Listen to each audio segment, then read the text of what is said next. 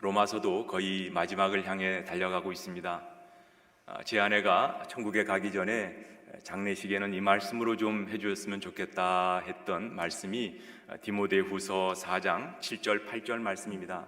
여러분들이 잘 아는 말씀이긴 합니다만, 나는 선한 싸움을 싸우고 달려갈 길을 마치고 믿음을 지켰으니 이제 후로는 나를 위하여 의의 면류관이 예비되어 있다, 이런 말씀이었습니다. 물론 제 아내가 한 2년 아프다가 천국에 갔습니다만, 하나님께서 이제 나에게 주신 생명이 거의 끝나가는 것 같고 하나님께서 주신 힘을 갖고 다 했다, 이런 마음으로 이런 디모데후서 말씀을 장례식장에 해주었으면 좋겠다 얘기한 것 같습니다. 사도 바울이 바로 이 디모데후서 말씀을 한 것은 자신이 이제는 곧 죽을 것을 알고 자기의 어떤 유언과 같은 말씀, 하나님을 향하여 한 말씀이 바로 이 말씀이라고 생각을 합니다. 어찌 보면 사도 바울의 삶을 봐도 후회 없는 삶, 나는 선한 싸움을 싸우고 달려갈 길을 마치고 또 믿음을 지켰다. 우리도 죽기 전에 우리의 입으로 이런 말을 할 수 있다면, 나의 인생이 참으로 물론 부족하고 연약한 것이 많지만 하나님의 은혜 가운데 이렇게 지낼 수 있었다, 그런 고백이 아니겠습니까? 이런 사도 바울의 후회 없는 삶의 모습, 그것은 무슨 큰 것이 아니라 작은 것에서부터 우리는 올바로 행해 나갈 때 후회 없는 삶을 이 땅 가운데 살아갈 수 있다고 생각을 합니다. 우리가 죽을 때 참 나는 후회가 없었다. 우리가 보통 후회할 때, 죽기 전에 후회하는 것이 내가 돈 많이 못 벌어서 참 후회가 된다, 혹은 회사에서 비즈니스를 더 크게 하지 못해서 내가 후회한다, 이런 말을 하는 분은 없다고 생각을 합니다. 죽기 전에는 늘 좀 작은 것이지만 우리 아이들과 조금 더 시간 많이 보내지 못한 것이 좀 후회스럽다, 내 아내와 내 남편과 좀 더 많은 같은 시간, 좀 좋은 시간을 보내지 못한 것이 너무 안타깝다, 이런 이야기들을 하곤 합니다. 행복도 마찬가지라고 생각을 합니다. 물론 큰 것이 들어오는 것이 행복한 것이 아니라 요새 소확행이라는 말도 있지 않습니까? 소소하지만 확실한 행복, 작은 것에서부터 우리의 행복이 시작된다고 믿습니다. 저 같은 경우는 아침에 바흐의 골드베르크 변주곡이나 무반주 첼로곡을 틀어놓고 커피 한 잔 마실 때 그때 참 행복을 느끼곤 합니다. 아마 여러분들도 각자 자기에게 비록 크지 않지만 나에게 갑자기 행복이 물밀듯 밀어오는 이런 순간은 큰 것보다도 우리의 삶 가운데 소소한 것들이 나에게 큰 행복과 기쁨으로 다가오는 것을 느끼리라 생각을 합니다. 바울의 삶이 고백처럼 이렇게 후회 없는 삶을 살았다면 오늘 로마 교회에게 쓴 편지 가운데 어떤 모습이, 또 어떤 것이 바울의 후회 없는 삶을 살게 하였던가, 여러분들과 같이 한번 나눠보기를 원합니다. 오늘 말씀 보면 22절, 그러므로 또한 내가 너희에게 가려 하던 것이 여러 번 막혔더니, 사도 바울은 로마에 가고 싶은 마음이 굴뚝 같았습니다. 오늘 이 말씀뿐만 아니라 그 앞에 로마서 1장 13절에도 보면 어떤 말씀이 있습니까? 형제들아, 내가 여러 번 너희에게 가고자 한 것을 너희가 모르지 않나니. 여기 보면 이미 몇 번, 로마서 1장에도 보면 내가 여러 번 너에게 가고 싶어 했지만 그것이 막혔다, 이렇게 기록을 하고 있습니다. 이렇게 여러 번 막힌 것이 사탄이 한 것이라기보다는 여러 가지 아직 본인이 이쪽 터키나 그리스에서 해야 할 일들이 많이 남아있기 때문에 로마에 가지 않은 것 같습니다. 그래서 23절에도 보면 이제는 이 지방에 일할 것이 없다. 본인이 일했던 바로 이 아가야, 지금의 그리스나 마게도냐, 그리고 터키 지방에 여러 가지 이제 할 일이 이제 거의 끝났다. 물론 이야기가 이제는 일할 곳이 없다라는 것이 한 사람 한 사람에게 다 복음을 전했다는 말이라기보다는 사도 바울의 선교 스타일이 한 큰 도시를 거점으로 복음을 전하고 거기에서 사람을 키워서 거기에 로컬 처치가 또 다른 사람에게 전도할 수 있는 이런 패러다임을 가져갔었기 때문에 사도 바울이 이제 큰 도시, 얼마나 도시는 다 자기들이 커버할 정도로 이제는 다 되었기 때문에 이제 여러 해 전부터 이제는 너에게 가고 싶어 했던 마음처럼 너에게 가기를 원한다. 특별히 보면 23절에 서바나로 갈 때 너희에게 가기를 바란다, 이런 말씀을 하고 있습니다. 서바나는 스페인이죠. 이 사도 바울이 스페인까지 갔는지 안 갔는지는 성경에 나와 있지 않아 확실히 알 수 없지만 우리 클레멘트가 초대 교부가 쓴 내용을 책을 보면 이렇게 서쪽 끝까지 갔다 뭐 이런 내용들을 보면 그 당시에 땅 끝을 그 사람들은 스페인으로 생각했기 때문에 사도 바울이 전승에 의하면 가지 않았을까 이런 이야기를 하시는 분도 있습니다만 저희는 잘 모릅니다. 성경에 쓰여 있지 않기 때문에 어찌되었던 사도 바울은 이 땅끝이라고 생각했던 스페인에 가고 싶어 했고 또 스페인 가기 전에 먼저 로마에 가서 그들과 함께 사역과 일을 하기 원했는데 자, 그 내용을 한번 보시면 어떤 내용을 24절에 사도 바울은 로마 교회에게 부탁을 하고 있는지 한번 보겠습니다. 24절 같이 한번 읽어볼까요? 이는 지나가는 길에 너희를 보고 먼저 너희와 사귐으로 얼마간 기쁨을 가진 후에 너희가 그리로 보내주기를 바람이라. 사도 바울이 과거에 로마에 간 적이 있습니까? 네, 간 적이 없습니다. 그저 소식으로만 듣던 이 로마 교회에게 지금 고린도에서 편지를 쓰고 있는데 그 로마 교인들 전혀 일면식도 없는 바로 이 로마 성도들에게 부탁을 하고 있습니다. 두 가지 부탁을 24절에 하고 있죠. 첫 번째 말씀처럼 내가 이제 너와 사귐으로 얼마간 기쁨을 갖겠다. 그곳에 가서 로마 교회와 성도들과 함께 같이 펠로우십 교제를 하고 기쁨으로 이렇게 사귄 일과 또 너희가 그리로 보내주기를 원한다. 즉 스페인으로 보내달라. 이게 무슨 말입니까? 스페인으로 본인이 그냥 가면 되지 왜 로마 성도에게 스페인으로 보내달라고 이야기를 하고 있을까요?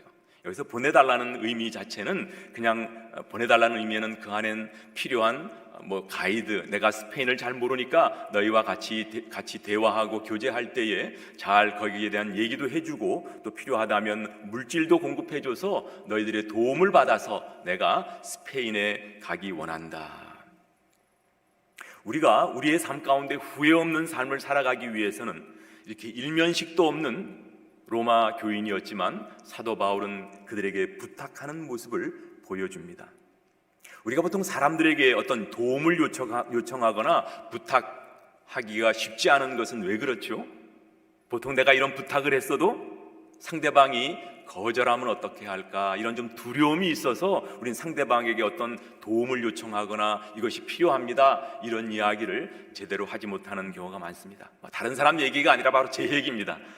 다른 사람들이 부탁을 잘 못하는데 오늘 이 사도 바울의 모습을 보면 그런 모습 있지 않고 바로 한 번도 만나보지 못한 로마 교회 성도들에게 내가 스페인으로 갈 때 좀 도와달라, 여러 가지 정보든지 물질이든지 나를 도와서 그 일을 할 수 있도록 해라 이렇게 말씀을 합니다.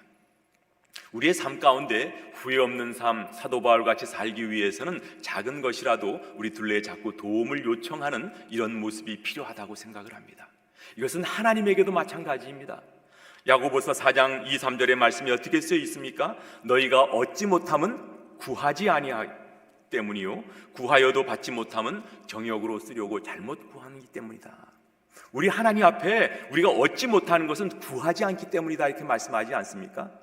정욕으로 쓰려고 잘못 구하는 것이 아니면 우리가 구할 때마다 하나님은 주시는 것처럼 우리 하나님도 우리에게 베풀어 주시기 원하시는 이런 모습을 우리에게 보여주고 있습니다. 하나님뿐만 아니라 우리의 삶 가운데에서도 우리가 필요가 있을 때 바로바로 우리 둘레 사람들한테 이야기를 해주는 것이 중요하다고 생각합니다. 그런데 남에게 이렇게 도움을 청할 수 있는 사람은 대부분 자기가 이미 다른 사람들에게 많이 도움을 주고 있기 때문에 다른 사람에게도 도움을 요청한다고 생각을 합니다. 오늘 사도 바울의 모습 가운데에도 이렇게 다른 사람을 많이 돕기 원하는 마음을 볼 수 있지 않습니까? 26절에 보면 계속 이후에 26절에 마게도냐와 아가야 사람들이 예루살렘 성도 중에 가난한 사람을 돕기 위해서 이렇게 헌금을 모아서 가는 이런 모습을 보여주고 있습니다. 27절에도 이렇게 헌금하는 것이 이방인들이 영적인 복을 유대인으로부터 받았으니까 이제 물질을 그들에게 페이백 다시 돌려주는 것이 당연하다. 너희들 이방인들이 유대인에게 빚을 졌기 때문에 바로 이런 일을 해야 마땅하다. 그리고 본인도 늘 로마서 1장에도 나옵니다만 자신을 뭐라고 이야기합니까? 헬라인이나 그리고 이방인이나 그리고 지혜 있는 자나 어리석은 자에게 내가 빚진 자라고 이야기를 합니다. 이런 빚진 자 의식을 갖고 늘 남을 많이 돕고 남에게 베푸는 이런 모습을 보여주고 있습니다. 오늘 말씀드린 대로 우리가 이 땅에 후회하지 않는 삶을 살기 위해서는 이렇게 도움을 필요할 때 요청하는 사람인데, 그렇게 도움을 잘 요청하는 사람은 평상시에 남을 많이 돕는 사람이라는 말씀입니다. 여기 있는 것처럼 25절에 이제는 내가 성도를 섬기는 일로 예루살렘에 간다. 사람들에게 섬기고 베풀기를 좋아하는 이런 사도 바울의 모습을 우리는 본문에서 볼 수가 있습니다. 최근에 새로 달라스에 오신 한 분이 저희 한 목장 사람과 연결이 되어서 있는데, 이분이 이 달라스에 아는 분이 아무도 없는 가운데 오셨다고 합니다. 그래서 지난번에 우리 민 목사님이 방문하셔서 복음을 전하기도 하시고 그랬는데, 이런 이야기를 듣고 이렇게 알리니까 목장에서 이런 그분이 수술하기 위해서 왔다 그러니까 간호원들이 돕겠다 이렇게 얘기가 돼가지고 연락이 돼서 방문해서 같이 식사를 하고 또 그분에게 필요한 여러 가지 정보를 이렇게 나누어 주었다는 이야기를 들었습니다. 그분의 어떤 불편해서 지금 집이 새로운 집도 알아봐주고 여러 가지 이런 이야기들을 하는 것을 보면서, 특별히 한 목자님이 그 일을 맡아서 필요한 사람들에게 도움을 요청하고 또 그분이 찾아가서 그분에게 도와주는 이런 모습을 보면서 참 많은 사람들이 이렇게 도와주는 사람은 또 다른 사람들에게 도움을 요청하기도 하는구나, 그런 생각을 했습니다. 사도 바울이 이렇게 후회 없는 삶을 살 수 있었던 것은 첫 번째로 이렇게 남에게 필요할 때 도움을 선뜻 이렇게 요청하는 것, 나아가서는 그렇게 도움을 남에게 요청하는 것은 본인 스스로가 이미 이렇게 남을 돕고 섬기기를 좋아하는 그런 모습이기 때문이라는 것입니다. 두 번째, 우리가 후회 없는 삶을 살기 위해서는 우리 자신이 좋아하는 일을 하는 것입니다. 25절에다 나오지만 바울 사도가 성도를 섬기는 일로 예루살렘에 간다. 바울은 이렇게 전도자로 많이 알려져 있지만 오늘 말씀을 보면 예루살렘의 가난한 성도들을 위해서 뭔가 돕기 위하여 아가야 지방과 이쪽 마게도냐 지방에 이야기를 해서 이런 성도들을 도와야 한다 하고 그들로부터 이런 도네이션, 헌금을 받아서 이렇게 예루살렘에 나아가고 있습니다. 이런 것은 이방인과 유대인의 간에 아직까지도 남아있는 장벽들을 헐기 위해서, 하나 되게 하기 위해서 이런 섬김의 일을 감당하는 사도 바울의 모습을 보면, 사도 바울의 한마디로 그는 serving, 섬김의 사람이었음을 봅니다. 바울이 섬김을 기뻐했다는 것입니다. 그리고 29절에도 보면 사도 바울의 어떤 모습이 나옵니까? 내가 너희에게 나아갈 때 그리스도의 충만한 복을 가지고 갈 줄을 아노라. 바울은 로마에 가는 것 본인의 소원이고 소망이었었습니다. 바울의 마음 가운데는 바로 이 헌금을 전달하고 난 다음에 바로 로마 그리고 스페인으로 가겠다라는 이런 말씀을 합니다. 바울은 참으로 본인이 하고 싶은 것, 잘하는 것을 하고 있는 모습을 저희는 발견하게 되어집니다. 바울은 서빙의 사람이었습니다. 시간이 나는 대로 어떻게 하면 한 명이라도 더 예수 그리스도의 복음을 듣게 할까, 이런 것에 열심냈던 바로 본인이 좋아했던 이런 세이빙을 했던 그런 분이셨고, 또 이렇게 성도를 섬기는 서빙의 사람이었음을 저는 발견하게 되었습니다. 사도 바울의 한번 모습을 생각해 보십시오. 지금 고린도에서 편지를 로마에게 쓰는데 자기가 바로 로마에 가도 되는 걸, 지난번에 우리 오 목사님도 말씀을 하셨습니다만, 돌아서 아가야 지방으로 해서 이렇게 터키로 해가지고 배를 타고 다시 예루살렘으로 돌아가는 길은 몇천 마일이나 되는 먼 길이었습니다. 이런 먼 길, 고생과 어려움과 박해가 있는 이런 모습이지만 그 성도를 섬기기 위해 달려가는 모습, 또 거기에서 다시 이제 로마와 서바나로 거꾸로 이렇게 나아가는 길을 마다하지 않는 이 사도 바울의 이런 모습, 우리도 어떤 것이 내가 좋고 내가 해서 재미가 있으면 그것이 힘들어도 합니까, 안 합니까? 하죠. 아무리 힘들어도 내가 그것이 좋고 내가 정말 잘하면 그 일을 우리는 힘이 들어도 하게 되어집니다.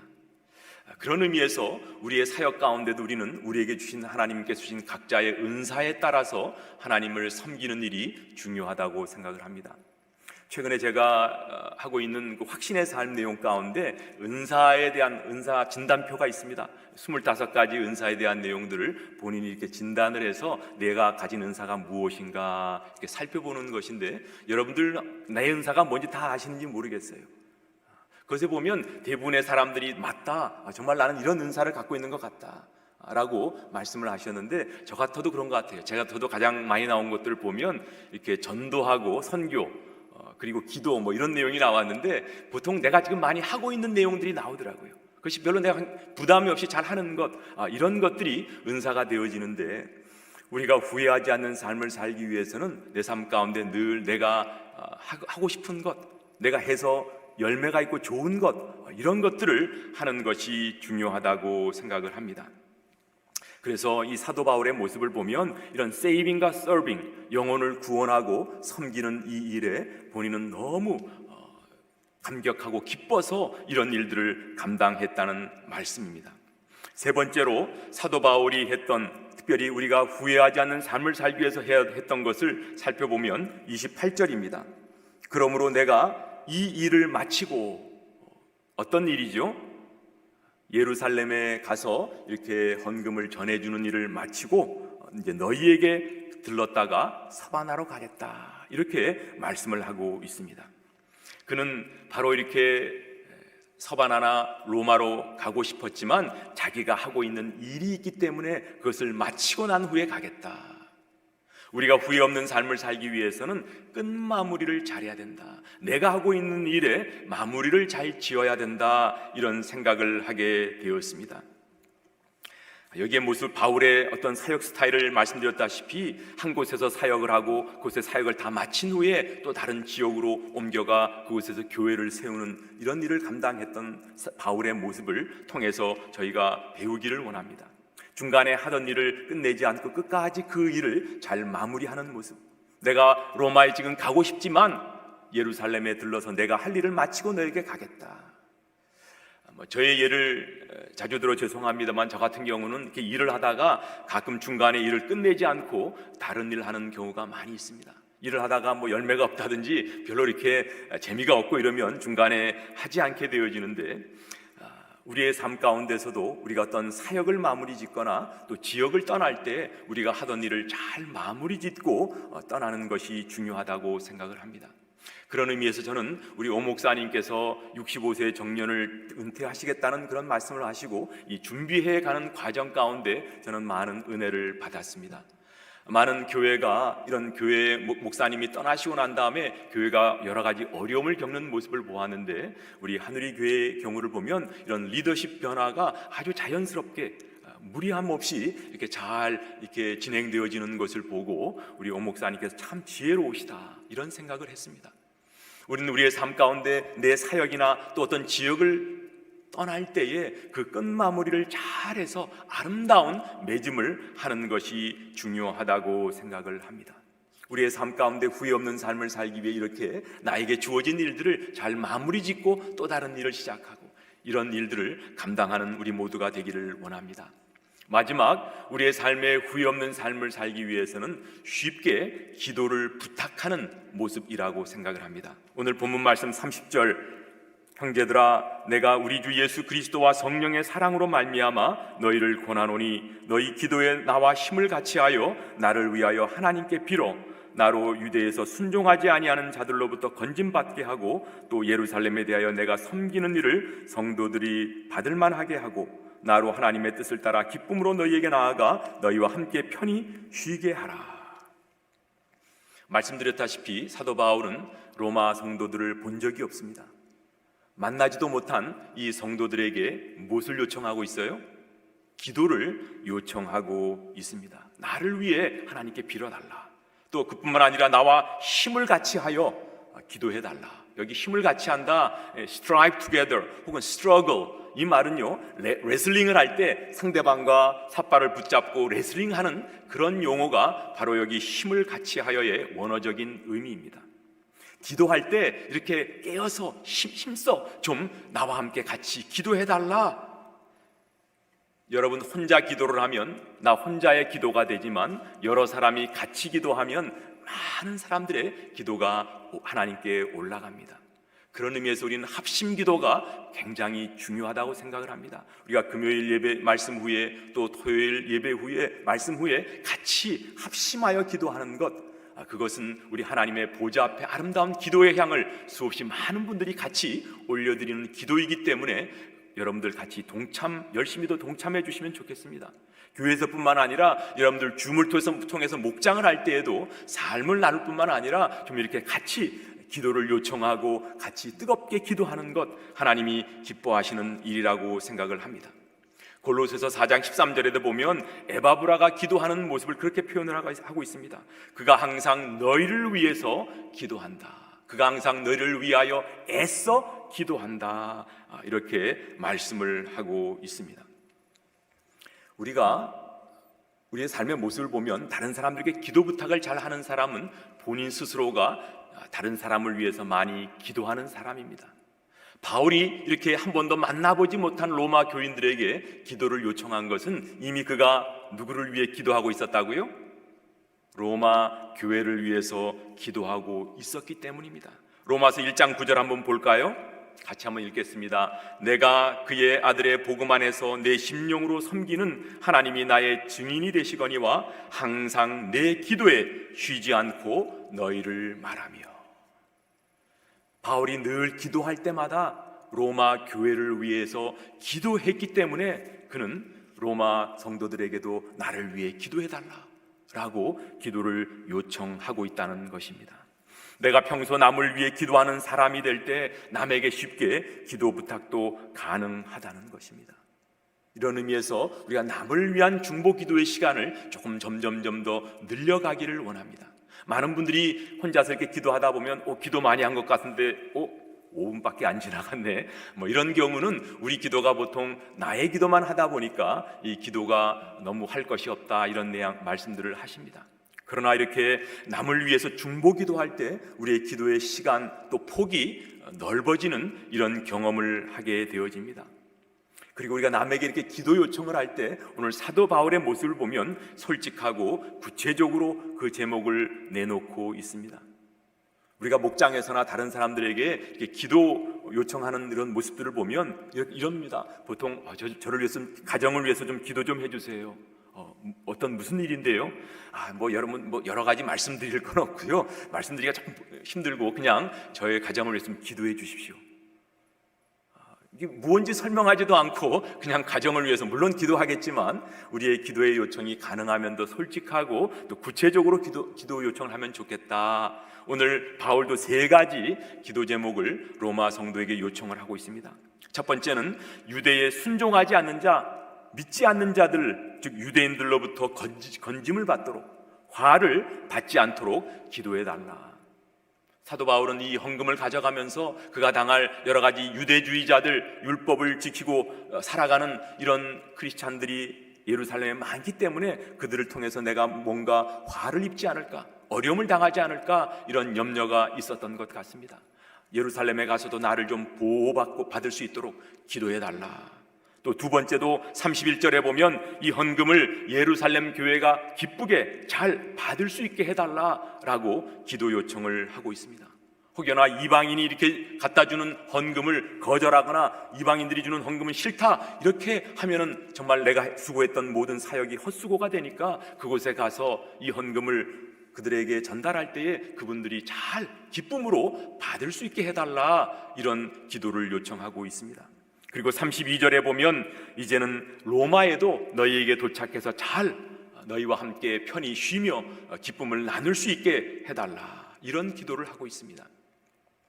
여러분, 이런 기도 요청을 한 바울의 기도가 응답 받았을까요? 못 받았을까요? 여러 가지 방법은 틀리지만 하나님께서는 이들의 기도를 응답해 주셨습니다. 사도행전 21장 27절에도 보면 그가 이후 붙잡혀 유대인들이, 내일 우리가 말씀 가운데 배우겠습니다만, 바울이 예루살렘에 도착했었을 때에 결국 좋은 의도였었지만 그가 잡혀서 감옥에 갈 뻔했는데 누가 구해주죠? 유대인들이 자기를 죽이려고 하는 그런 순간에 로마 군대 천부장이 와서 그를 살려내는 이런 모습을 보게 되어집니다. 사도 바울이 죽을 위기에 있었을 때 구함을 받는, 건짐을 받는 이런 모습이 사도행전 21장에 나옵니다. 두 번째, 헌금을 교회가 좀 기쁘게 받게 해달라 그랬는데, 거기에 내용에 보면 사도행전 24장에 보면 벨릭스 총독 앞에 사도 바울이 변명할 때 이런 이야기를 합니다. 여러 해 만에 내가 내 민족을 구제할 것과 재물을 가지고 와서, 결국은 이 재물들을 유대인들이 잘 받아주었다라는 그런 행간의 의미가 있습니다. 그리고 사도행전 28장에도 보면 그는 결국 로마에 가게 되어집니다. 이 같은 간절한 기도가 없었다면 과연 사도 바울이 로마에 갈 수 있었을까, 이런 생각도 해봅니다.